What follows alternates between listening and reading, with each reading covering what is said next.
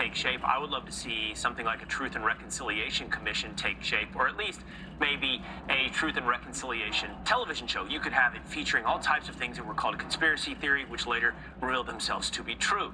You could have some sense of accountability, and we could actually run a scroll across your screen right now that could take the next 10 minutes of the things that were dismissed, either on Fox News or on social media, that ultimately ended up being true. But here's just one example. How about that Kamala Harris should pay a political price for being one of the main perpetrators of covering up Joe Biden's senility?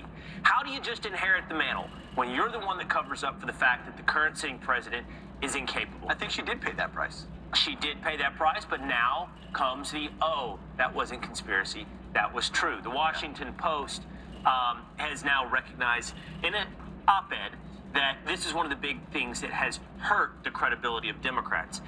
Here's the headline: trying to protect Biden, Democrats sacrifice their credibility. Democrat cover-up of the president's decline hurt their claim to being the party of truth. It wasn't just an op-ed. I mean, this is the editorial board. So this is the paper making this, the paper of record in Washington, D.C., making this admission. And the thing about this one is it was so obvious. The cover-up was so direct, and it came time and time again. We could play a montage of Kamala Harris saying the same thing over and over again. He could run circles around me.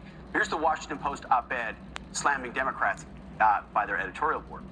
The credibility problems that Ms. Harris' repeated defense of Mr. Biden's sharpness illustrated were part of the reason Democrats met defeat. Vice President Kamala Harris didn't just call Special Counsel Robert Caher's report gratuitous, inaccurate, and inappropriate when it came out in February. She claimed he was clearly politically motivated and impugned his integrity, providing an example of just how far prominent Democrat Party members would go to hide Biden's health problems. Democrats tried to make fidelity to science, facts, and truth their distinguishing characteristic as a party. The White House's aggressive cover-up of Mr. Biden's decline certainly undermined that claim. Because the Washington Post, by the way, famously did not endorse in this election cycle. But this seems to me like a cover-up of something else.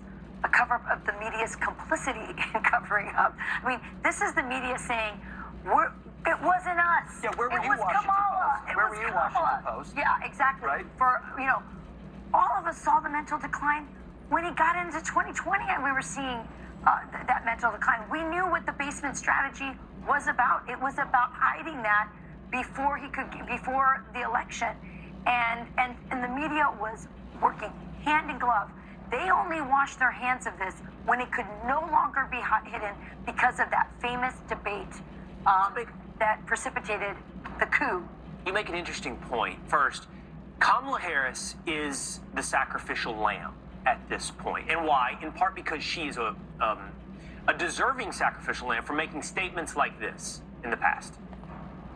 We have a very bold and vibrant president in Joe Biden. The way that the president's demeanor in that report was characterized could not be more wrong on the facts, and clearly politically motivated. Gratuitous. He is an extraordinary leader, and I wish that people could see what I see, because Joe Biden is very much alive and running for re-election. So Kamala Harris is the sacrificial lamb. Well, can you stop tossing to clips of Kamala He doesn't Harris? want to hear The election's over. I don't want to hear. I don't want to.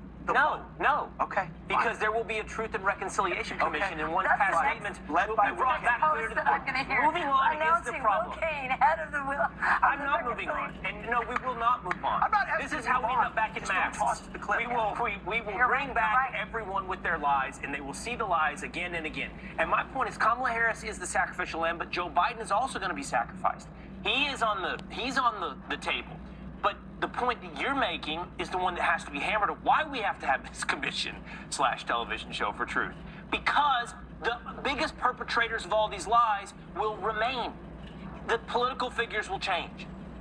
The media, the institutions, the bureaucracy who all put this together, they'll just roll on. They'll roll forward. And tomorrow MSNBC will be perpetuating the lies of Pete Buttigieg. It'll just be a different face on the same lies. Of course, because at one moment they advocate, they lead, they push an issue, and then the moment that issue becomes unpopular, they point at the people on the outside who were pushing it, and then do a blame game on them as they skirt to the next one. I mean, the only accountability for media is other media that does it better, that explains, that exposes. That's why X was so dangerous to them. That's why Fox is dangerous to them. That's why talk radio is dangerous and other podcasts, because it's the other side. And this election was an overwhelming rejection of that garbage. People said, you lied to me, you impugned me, I'm done. Aren't you loving George Clooney also getting the heat on this?